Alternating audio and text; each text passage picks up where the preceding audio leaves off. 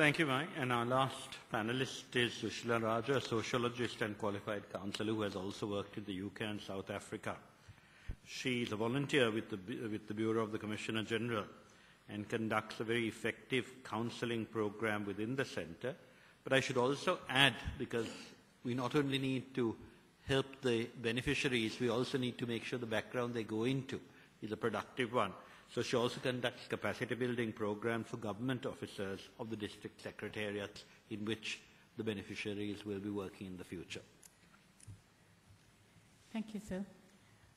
I've had the good fortune of working with the Bureau of Commissioner General. I was involved in 3 programs.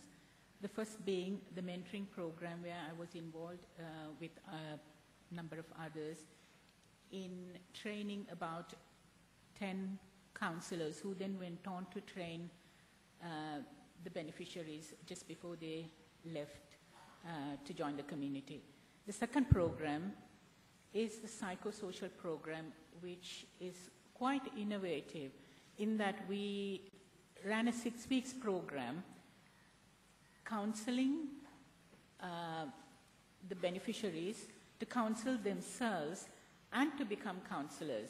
So they had instructions in peer counseling where they were able to do counsel each other for about 6 weeks. They learned other techniques such as yoga, meditation, and also learned to work together. And one of the creative things that happened by the end of the program is that there was some transformation, and they wanted to go out and become counselors. And now we have, out of the 50, we have got 40 who will be following a national diploma program and will be working with the department, with the Ministry of Social Services, counseling the community. Another program, because this was such a successful program, we have now decided to go on and train another 50 who then would become, hopefully, barefoot community workers. Thirdly, I was involved in the awareness program in Vavuniya, Jaffna, and in Colombo, and actually highlighting, the need for healing and to be able to move forward, and also explaining my own experiences from the beneficiaries and their need. They were putting it across very, very strongly and very sincerely, asking for change, asking to be able to move forward and heal and realize their full potential and be citizens of Sri Lanka.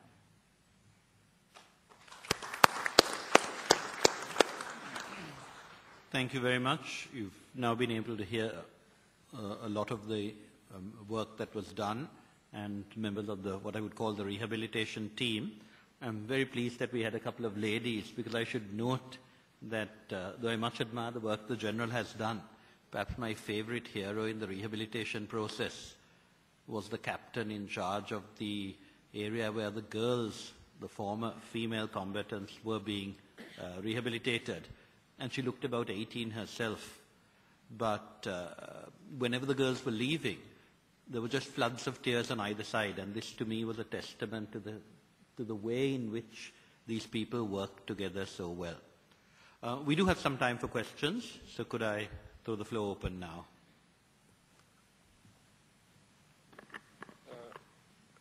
I'm General Wadud from Bangladesh. I would like to, first of all, appreciate all the presenters and all the panelists who have made the comments. You have really educated us. Thank you very much. I would also like to appreciate, comment and congratulate the Sri Lankan Authority and particularly the armed forces for winning this long drawn war. And finally, I think it is the last scope I speak, so I would like to thank everyone involved in arranging the program and for all the hospitality that has been extended to us. In the process of presentation, one thing was coming into my mind. I do understand the Sri Lankan security forces played the vital role in the rehabilitation program, but how about the local administration and the local governments. It was a long-drawn war of 30 years, but did the local administration and the local agencies could effectively function, and how the international organizations and groups definitely have come in for this rehabilitation process, how they were integrated into that system. If you'd like to make some comments, thank you. Thank you.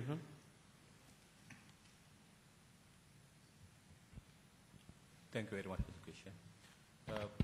We have a number of government ministries working together, though we conduct the program. Firstly, the Bureau of Commission General Rehabilitation is directly under the Ministry of Rehabilitation and Prison Reforms. Then we have Ministry of Social Services, Ministry of Education, then Ministry of Languages and Reintegration. All these ministries joining hands with us together for all these development programs. And there's an action plan which is approved by the Cabinet for the future of these beneficiaries while undergoing the rehabilitation and after getting reintegrated back to the community. And talking on the international agencies, the head of IOM is here today, and he's been very kind with us, and he has been a big support for us. And from the beginning, they have been part of the program, and ICRC have been there from the beginning. They have pioneer members also. Then UN agencies were there, they were in and out of the project. UNICEF played a major role with the children's programs. So we have all these agencies, all these ministries. It's a comprehensive combined effort. But we had done one thing. The army, the military conducted it because we wanted to throw away that fear psychosis which was forced into their heads by the LTT leadership to hate army. Now I can very positively say now they love the uniforms. Thank you. Thank you, General. General Mehta. Yeah. Sorry, Mr. Kilcullen, General Mehta first, and then Mr. Kilcullen. Okay. Sorry, I'm hiding behind the lectern here, so you can't really see me. Yeah. I just wanted to congratulate you on what seems to be a very serious engagement with the important problem of reconciliation and peace building. I think that Sri Lanka has the opportunity now to show the way to the world in terms of how to do a world-class job on this very important issue. Paul Collier, who is a World Bank economist, who some of you may be aware of, has done a detailed study of civil war and insurgency, which showed that in very many cases, countries that come out of a civil war fall back into conflict within a decade after the end of the military operations. And he found that the biggest single factor in preventing a return to conflict is a genuine process of reconciliation, accountability, and peace building. And I think to the extent that you can follow through on this very good beginning that you've talked about this morning, that will be a very important safeguard to prevent the return of violence. So I want to congratulate you for what I think is an extremely important step forward. And I know that I and a lot of other people will be watching very closely as this develops, because I think there will be some important lessons to be learned from the way this process goes forward. Thank you. General Mehta. Thank you, Chair. Just like to add to what David has said, that congratulations for this, what one of the panelists called a world-class rehabilitation program. Unfortunately, there is very little PR about this. This must be marketed more enthusiastically. But having said that, I have 4 short questions. My first question is, was there at any time a thought about reintegrating some of the ex-combatants into the security forces? That's question number 1. Question number 2 is, was there ever any use made of ex-combatants in the demining process, about locations and where and what kind of help? My third question is about de-radicalization. What is the experience about zero de-radicalized ex-combatant? Some idea on that. And I hope you will share your expertise with a friendly neighbor. For example, in Nepal, they are going through this rehabilitation process, and instead of Nepal reinventing the wheel, some help could be transferred to Nepal. Thank you. Thank you, General.